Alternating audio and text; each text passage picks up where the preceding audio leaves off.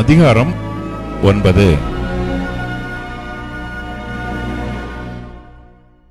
ஆ, என் தலை கண்ணீரும் என் கண்கள் கண்ணீர் ஊற்றுமானால் நலமாயிருக்கும்.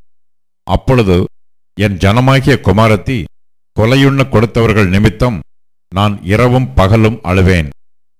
ஆ, வனாந்திரத்தில் வழிப்போக்கரின் தாவரம் எனக்கு இருந்தால் நலமாயிருக்கும்.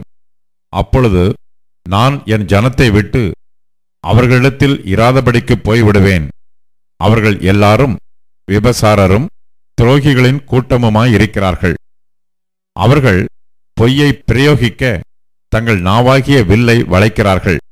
அவர்கள் இந்த தேசத்திலே பலத்துக் கொள்வது சத்தியத்துக்காக அல்ல, பொல்லாப்பிலிருந்து பொல்லாப்புக்கு நடந்தேறுகிறார்கள்.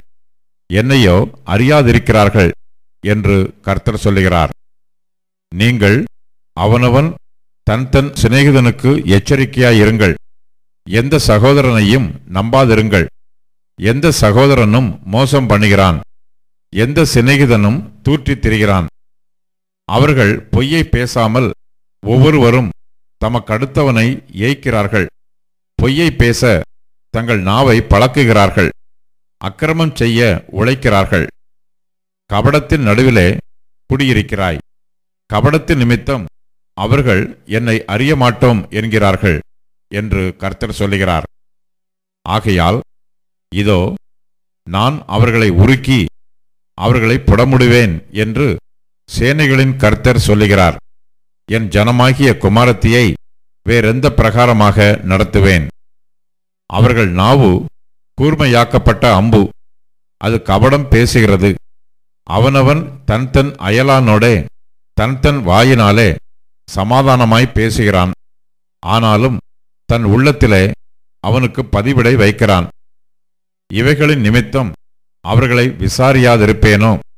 இப்படிப்பட்ட ஜாதிக்கு என் ஆத்துமா நீதியை சரிக்கட்டாதிருக்குமோ என்று கர்த்தர் சொல்லுகிறார். மலைகளுக்காக அழுது துக்கம் கொண்டாடுவேன். வனாந்தர தாவரங்களுக்காக புலம்புவேன்.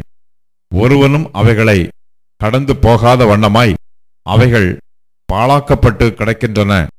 ஆடு மாடுகளின் சத்தம் கேட்கப்படுகிறதுமில்லை. ஆகாசத்து பறவைகளும் மிருக ஜீவன்களும் எல்லாம் ஓடிச் சிதறிப்போயின. நான் எருசலேமை மண்மேடுகளும் வலு சர்ப்பங்களின் தாபரமும் ஆக்குவேன். யூதாவின் பட்டணங்களையும் குடியில்லாதபடி பாழாக்கி போடுவேன்.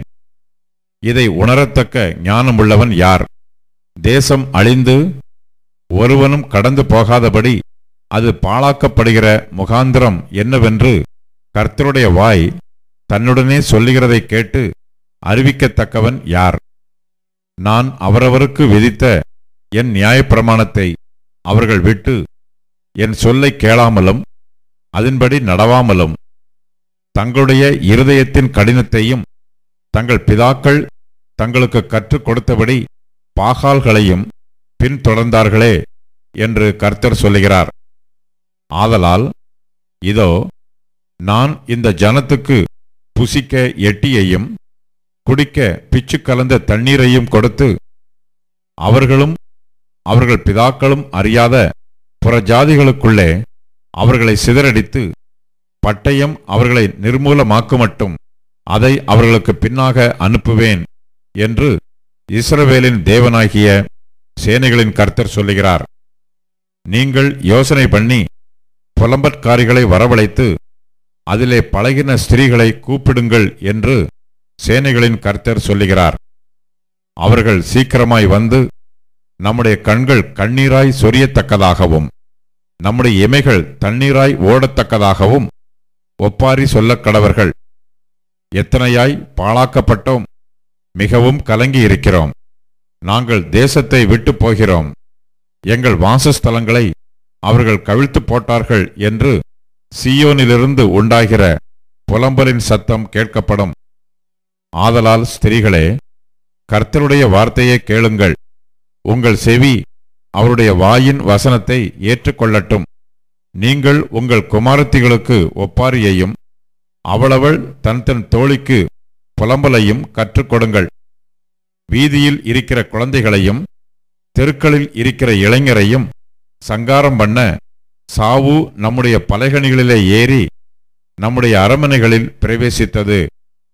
மனுஷரின் சவங்கள் வயல்வெளியின் மேல் எருவைப் போலவும் அறுக்கிறவனுக்கு பின்னாலே ஒருவரும் வாரிக்கொள்ளாதிருக்கிற அரியைப் போலவும் கிடக்கும் என்று கர்த்தர் உரைத்தார் என்று சொல். ஞானி தன் ஞானத்தை குறித்து மேன்மை பாராட்ட வேண்டாம். பராக்கிரமன் தன் பராக்கிரமத்தை குறித்து மேன்மை பாராட்ட வேண்டாம். ஐஸ்வர்யவான் தன் ஐஸ்வர்யத்தை குறித்து மேன்மை பாராட்ட வேண்டாம். மேன்மை பாராட்டுகிறவன் பூமியிலே கிருபையையும் நியாயத்தையும் நீதியையும் செய்கிற கர்த்தர் நான் என்று என்னை அறிந்து உணர்ந்திருக்கிறதை குறித்தே மேன்மை பாராட்ட கடவன் என்று கர்த்தர் சொல்லுகிறார். இவைகளின் மேல் பிரியமாயிருக்கிறேன் என்று கர்த்தர் சொல்லுகிறார்.